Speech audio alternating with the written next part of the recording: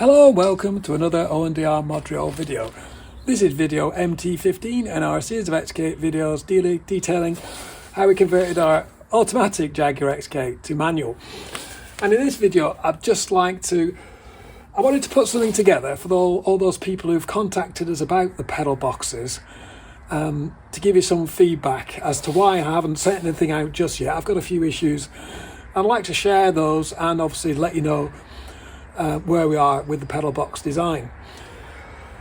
So in this video, I'm going to break it down into sections as usual. First of all, we'll talk about where we are with the right-hand drive pedal box, where we are with the left-hand drive pedal box, the issues that we're trying to solve, and Glenn's helping me with those, so thanks very much, Glenn.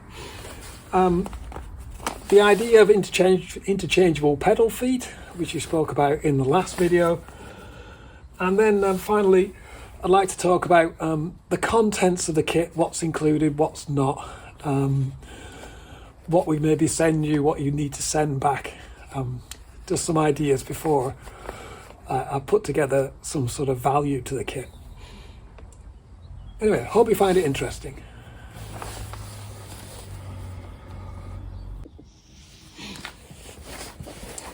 Okay, the first thing was, where are we with the right-hand drive pedal box?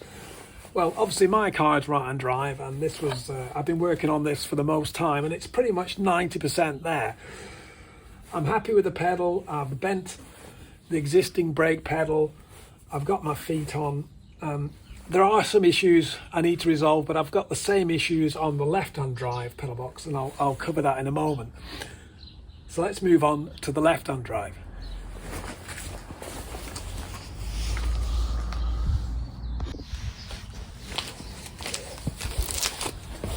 Okay, so here we are with the left-hand drive pedal box.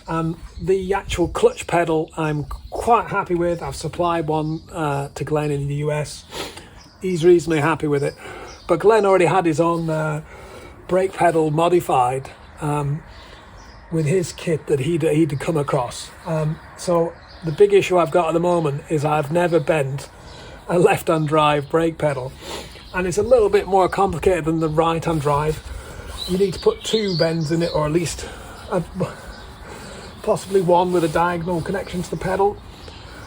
I show here this is where the clutch pedal pad is, or should be. Now the brake pedal pad, we're talking about 110 millimeters or 4.5 inches. So the new clutch pedal position is going to be something like that. So it's quite a bend. I've got some spare brake pedals that have come this week, so we're going to have a go at bending possibly at this point and then bending it back, so kicking it down. I'd like to have it straight when it comes onto the pedal. It might not be possible, but this is where I am at the moment. So I think with the left-hand drive pedal box, other than the brake pedal mod itself, I'm pretty happy, other than the other issues we'll talk about in a minute. So this pedal box is about 75% complete. I think it's best to talk about these small niggly issues then we're having with both pedal boxes.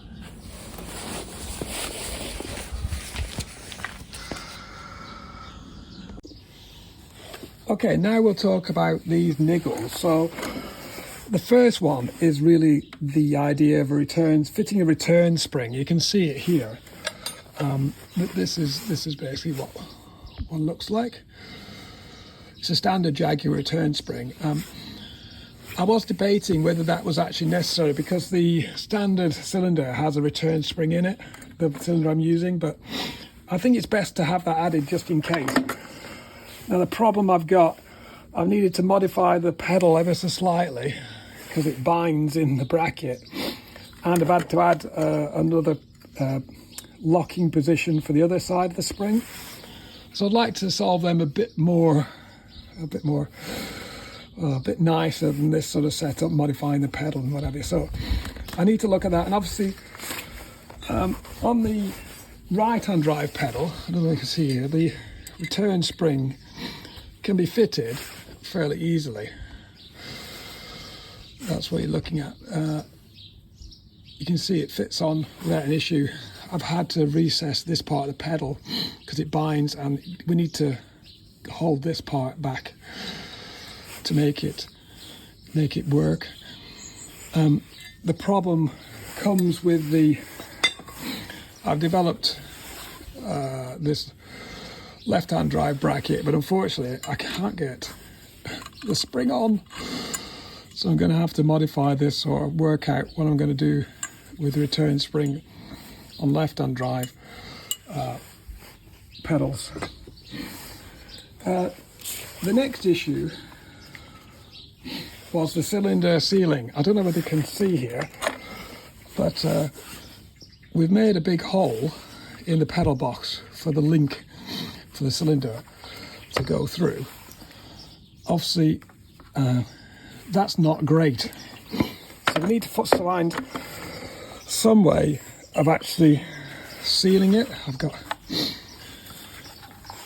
what we may do is, Glenn's actually got a rubber grommet in there, or I was thinking about actually using the existing seal that comes with a cylinder and making a hole to suit that. So I think we need to resolve that in a way that's satisfactory, because we don't want people getting wet feet after they fitted manual transmissions. Finally then is the actual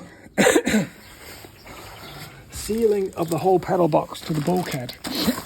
Now this is a standard seal for the pedal box to fit to the bulkhead, but obviously I can fit that underneath, but then there's no seal between the additional bracket and the pedal box, so I need to think about how we're going to do that. So there you go, there's 3 niggles that we've got, not big ones, but I think we need to solve them before we start sending anything out. Next then is the pedal feet, and the fact there are 3 designs available. The XGS version, which is a triangular shape, the XJ version, which is the rectangular, and the narrow rectangular one, which is the E-type. So currently I've welded the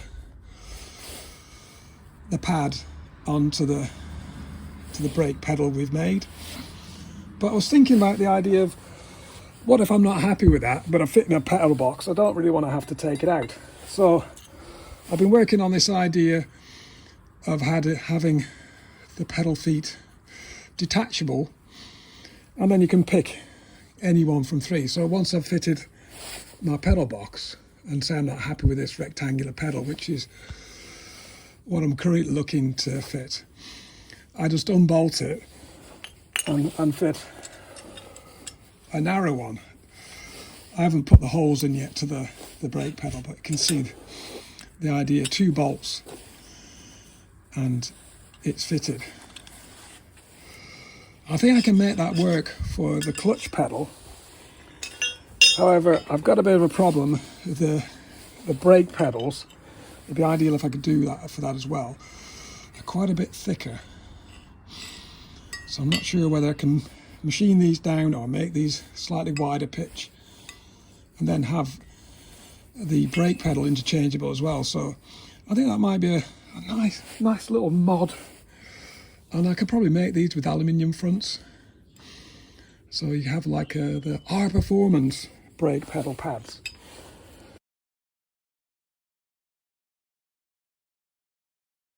So let's talk about the idea of what's included in the kit and what's not. So this is my pedal box with the kit actually fitted. So what I'm thinking, the kit, as it sits here now, I'm thinking of supplying everything except obviously the brakes, the master cylinder, the servo and the brake switch. But everything else I think I'm going to supply. So that's the new clutch pedal, the pivot bracket, the pivot bolts, the cylinder bracket, the modified brake pedal, and the modified pedal box. Obviously the problem I have, buying pedal boxes and brake pedals is quite an expensive business, and they're not easy to find the right ones. So what I'm thinking is these two items will be sort of a deposit item, and if you send these back, the pedal box and your standard brake pedal with the pivot point and the bolt, I'll give you money back. So there'll be sort of like a surcharge for the overall kit, and then there'll be money back when you return the pedal box and the brake pedal. Then the advantage for me is I don't have to keep continually buying those. I know I'm going to get one back, and I can modify that for the next person. Otherwise, I'm going to have to be continually buying brake pedals and pedal boxes. Obviously, what it will include as well is a return spring, the seal, this clevis for the standard I think it's 3/8 or 5/16 thread, I forget now. So yeah, that's sort of the proposal I'm looking at, and I'm trying to cost something out based on that. I really appreciate your feedback.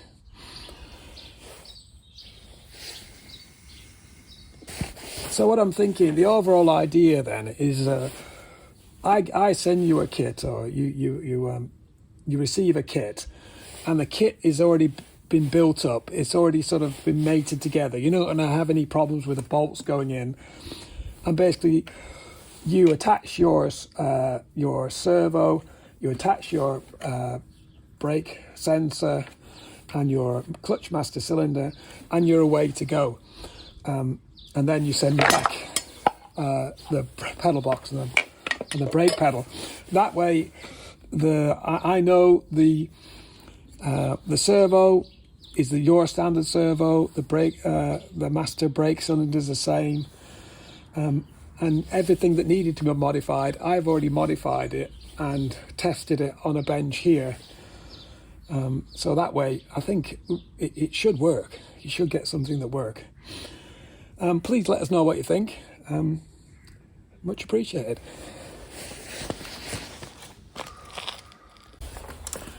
Well, there you go. That's where we are at the moment. It's mid-February 2025, and hopefully we'll get these issues resolved shortly and move on. I'd really appreciate any feedback with these problems, any ideas. Please let us know. One thing you would have noticed, which is probably I'm going to cover in another video, is the fact that in these three pedal boxes you can see in front of us, I've actually got one of each of the three different brake pedal sensor assemblies. I've got the early one here, sort of the later one, and basically the final one. So I'm going to put together a video about the brake sensor micro switch differences and maintenance, etc. So keep a lookout for that video. There's plenty of content. Thanks very much for watching. Please like, comment, share and subscribe for more XK8 videos. Bye bye.